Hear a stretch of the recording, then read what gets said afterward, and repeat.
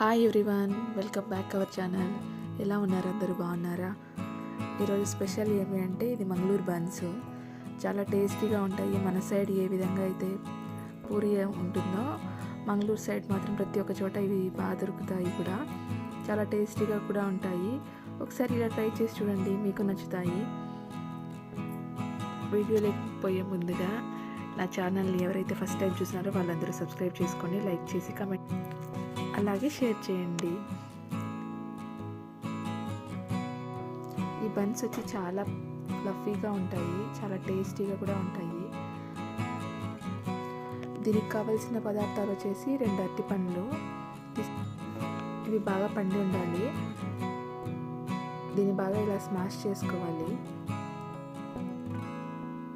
దీంట్లో వచ్చేసి కొంచెం 1/2 కప్ వచ్చేసి చక్కెర వేసుకొనేసి, చక్కెర అన్నా వేసుకోవచ్చు, లేకుంటే చక్కెర పౌడర్ అన్నా వేసుకోవచ్చు. అది బాగా కరిగే విధంగా బీట్ చేసుకోవాలి.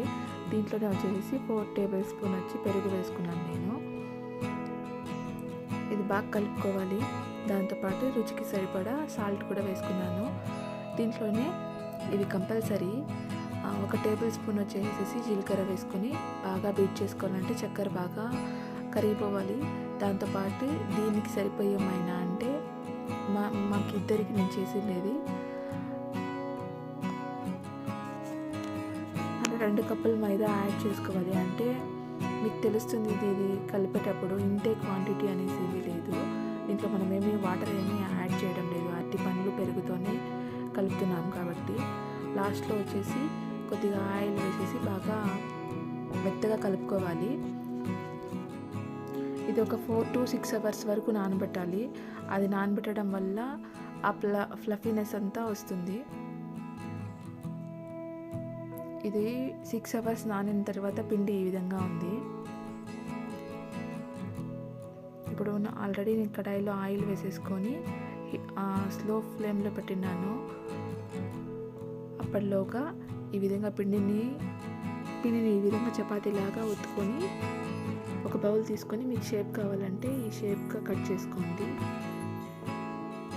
అంటే దానికి ఈ విధంగా మందంగా ఉండాలి, మామూలుగా పలుచగా అయితే ఉండకూడదు.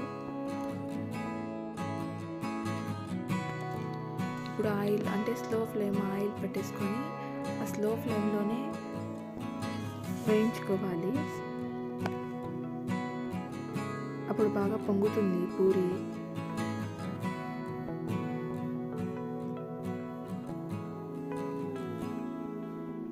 ఇలా పొంగిన ఇవి వచ్చేసేసి చాలా సాఫ్ట్గా కూడా ఉంటాయి. ఇంతే, చాలా సింపుల్గా రెడీ అయిపోతుంది బన్స్. ఒకసారి ఇలా ట్రై చేసి చూడండి. మీకు నచ్చిన